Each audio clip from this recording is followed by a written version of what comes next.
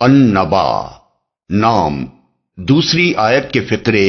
ان النبا العظیم کے لفظ النبا کو اس کا نام قرار دیا گیا ہے، اور یہ صرف نام ہی نہیں ہے بلکہ اس سورہ کے مضامین کا عنوان بھی ہے، کیونکہ نبا سے مراد قیامت اور آخرت کی خبر ہے، اور سورہ میں ساری بحث اسی پر کی گئی ہے۔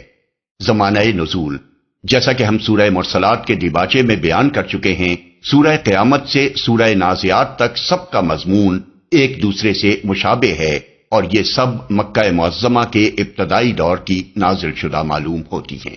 موضوع اور مضمون، اس کا مضمون بھی وہی ہے جو سورہ مرسلات کا ہے، یعنی قیامت اور آخرت کا اس بات اور اس کو ماننے یا نہ ماننے کے نتائج سے لوگوں کو خبردار کرنا۔ مکہ معظمہ میں جب اول رسول اللہ صلی اللہ علیہ وسلم نے اسلام کی تبلیغ کا آغاز کیا تو اس کی بنیاد 3 چیزیں تھیں۔ ایک یہ بات کہ اللہ کے ساتھ کسی کو خدائی میں شریک نہ مانا جائے، دوسری یہ کہ آپ کو اللہ نے اپنا رسول مقرر کیا ہے، تیسری یہ کہ اس دنیا کا ایک روز خاتمہ ہو جائے گا اور اس کے بعد ایک دوسرا عالم برپا ہوگا جس میں تمام اولین و آخرین دوبارہ زندہ کر کے اسی جسم کے ساتھ اٹھائے جائیں گے جس میں رہ کر انہوں نے دنیا میں کام کیا تھا، پھر ان کے عقائد اور اعمال کا حساب لیا جائے گا، اور اس محاسبے میں جو لوگ مومن و صالح ثابت ہوں گے وہ ہمیشہ کے لیے جنت میں جائیں گے، اور جو کافر و فاسق ہوں گے وہ ہمیشہ کے لیے دوزخ میں رہیں گے۔ ان تینوں باتوں میں سے پہلی بات اگرچہ اہل مکہ کو سخت ناگوار تھی، لیکن بہرحال وہ اللہ تعالیٰ کی ہستی کے منکر نہ تھے، اس کے رب اعلیٰ اور خالق و رازق ہونے کو بھی مانتے تھے، اور یہ بھی تسلیم کرتے تھے کہ دوسری جن جن ہستیوں کو وہ معبود قرار دیتے ہیں وہ اللہ ہی کی مخلوق ہیں۔ اس لیے جھگڑا صرف اس امر میں تھا کہ خدائی کی صفات و اختیارات میں اور الوہیت کی ذات میں ان کی کوئی شرکت ہے یا نہیں۔ دوسری بات کو مکے کے لوگ ماننے کے لیے تیار نہ تھے، مگر اس امر سے انکار کرنا ان کے لیے ممکن نہ تھا کہ 40 سال تک جو زندگی حضور صلی اللہ علیہ وسلم نے دعوی رسالت سے پہلے انہی کے درمیان گزاری تھی، اس میں انہوں نے کبھی آپ کو جھوٹا یا فریب کار یا نفسانی اغراض کے لیے ناجائز طریقے اختیار کرنے والا نہ پایا تھا۔ وہ خود آپ کی دانائی و فرزانگی، سلامت روی اور اخلاق کی بلندی کے قائل و معترف تھے، اس لیے 1000 بہانے اور الزامات تراشنے کے باوجود انہیں دوسروں کو باور کرانا تو درکنار، اپنی جگہ خود بھی یہ باور کرنے میں سخت مشکل پیش آ رہی تھی کہ حضور صلی اللہ علیہ وسلم سارے معاملات میں تو راست باز ہیں مگر صرف رسالت کے دعوے میں معاذ اللہ چھوٹے ہیں۔ اس طرح پہلی 2 باتیں اہل مکہ کے لیے دراصل اتنی زیادہ الجھن کی موجب نہ تھیں جتنی تیسری بات تھی۔ اسی کو جب ان کے سامنے پیش کیا گیا تو انہوں نے سب سے زیادہ اسی کا مذاق اڑایا، اسی پر سب سے بڑھ کر حیرانی اور تعجب کا اظہار کیا، اور اسے بالکل بعید از عقل و امکان سمجھ کر جگہ جگہ اس کے ناقابل یقین بلکہ ناقابل تصور ہونے کے چرچے شروع کر دیے۔ مگر اسلام کی راہ پر ان کو لانے کے لیے یہ قطعی ناگزیر تھا کہ آخرت کا عقیدہ ان کے ذہن میں اتارا جائے، کیونکہ اس عقیدے کو مانے بغیر یہ ممکن ہی نہ تھا کہ حق اور باطل کے معاملے میں ان کا طرز فکر سنجیدہ ہو سکتا، خیر و شر کے معاملے میں ان کا معیار اقدار بدل سکتا، اور وہ دنیا پرستی کی راہ چھوڑ کر اس راہ پر ایک قدم بھی چل سکتے جس پر اسلام ان کو چلانا چاہتا تھا۔ یہی وجہ ہے کہ مکہ معظمہ کے ابتدائی دور کی صورتوں میں زیادہ تر زور آخرت کا عقیدہ دلوں میں بٹھانے پر صرف کیا گیا ہے، البتہ اس کے لیے دلائل ایسے انداز سے دیے گئے ہیں جن سے توحید کا تصور بھی خود بخود ذہن نشین ہوتا چلا جاتا ہے، اور بیچ بیچ میں رسول اللہ صلی اللہ علیہ وسلم اور قرآن کے برحق ہونے کے دلائل بھی مختصراً دے دیے گئے ہیں۔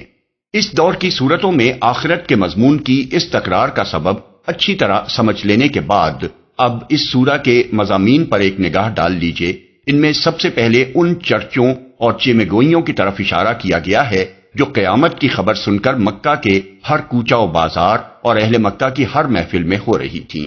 اس کے بعد انکار کرنے والوں سے پوچھا گیا ہے کہ کیا تمہیں یہ زمین نظر نہیں آتی جسے ہم نے تمہارے لیے فرش بنا رکھا ہے؟